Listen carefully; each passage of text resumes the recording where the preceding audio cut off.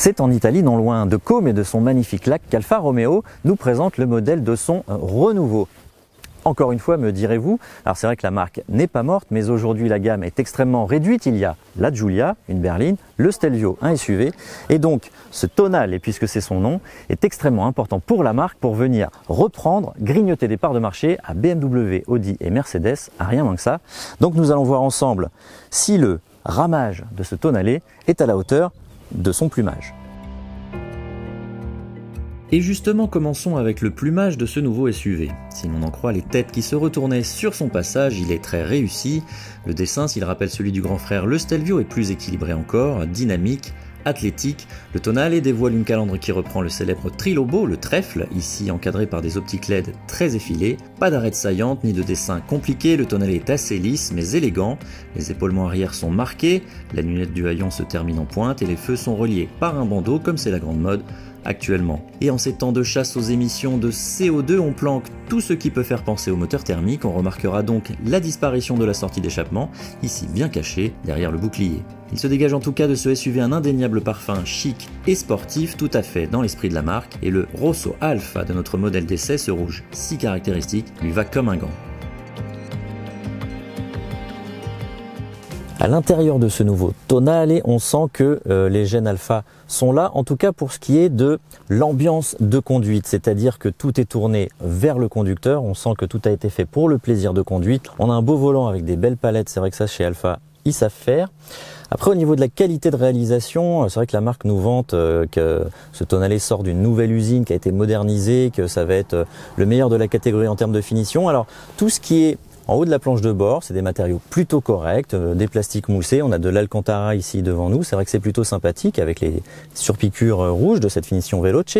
Par contre, tout ce qui est en partie basse, ce sont des plastiques durs. Donc pour une marque qui revendique de remonter un petit peu au niveau dans cette catégorie premium, c'est encore un petit peu décevant. Mais je dois reconnaître que l'ambiance, en tout cas au volant, est assez sympathique.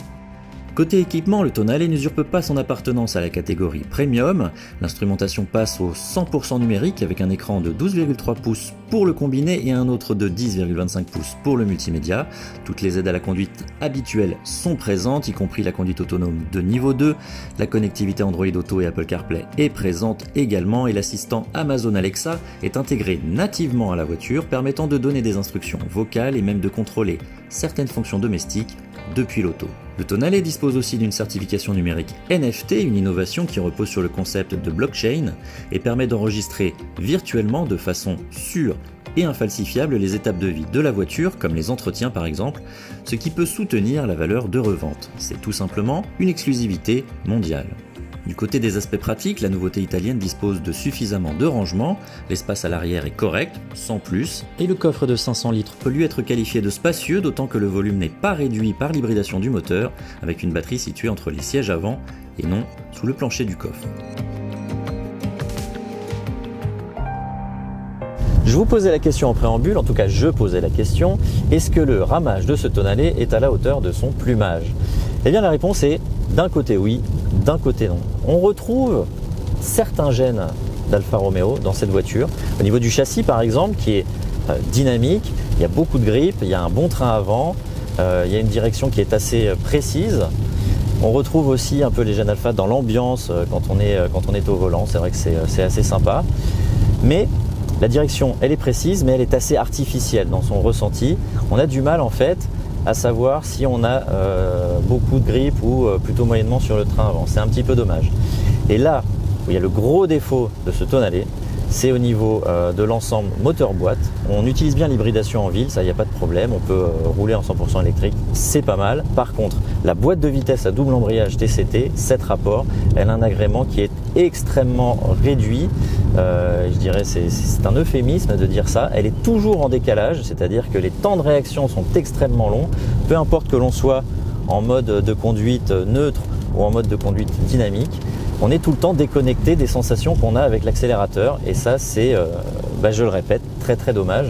D'autant que la consommation est plutôt élevée. Alors évidemment on fait des images, on accélère assez fort lors de ces essais, mais atterrir à une moyenne qui est un petit peu inférieure à 10 litres, je trouve que c'est un très très mauvais chiffre, même si on a 160 chevaux sous la pédale.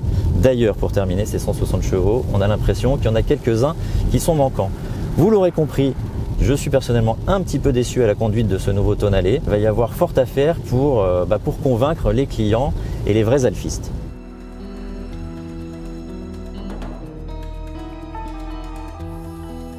Alfa Romeo présente son Tonale comme la 8e merveille du monde. Alors je suis pas complètement d'accord. Bien sûr, il a des qualités. En premier lieu, son esthétique. C'est vrai qu'elle est assez réussie, dynamique, athlétique. Les gens se retournent dans la rue sur son passage, par exemple. En termes de modernité de présentation, de qualité des équipements, d'équipements high-tech aussi, bien sûr, il se détache. Par contre, ce beau tableau est gâché par certains aspects assez négatifs, comme sa motorisation et surtout sa boîte de vitesse, qui a un agrément assez moyen, et c'est un euphémisme. Il y a aussi une qualité de la direction, bref, un comportement routier qui est assez éloigné des gènes d'Alfa Romeo. Par exemple, ça n'a plus rien à voir avec le comportement très jouissif d'une Giulia. Je termine enfin par les tarifs. Alors on ne les connaît pas tous, on connaît seulement celui d'une édition spéciale qui s'appelle Edizione Speciale en italien, tout simplement. C'est 39 000 € pour cette version 1,5 litre hybride 260 chevaux. Ce qu'il faut retenir, c'est que ce Tonale sera bien moins cher qu'un Stelvio, environ entre 15 et 18 000 € en dessous, ce qui est plutôt sympathique, mais qu'il va se positionner 4 000, 5 000 € au-dessus, par exemple, d'un Peugeot 3008, ce qui semble une différence acceptable par rapport au fait que c'est une marque premium. Cela dit, il va falloir qu'il convainque quand même, la marque Alfa Romeo est en perte de vitesse. Espérons qu'avec ce Tonale, elle retrouvera un petit peu de couleur.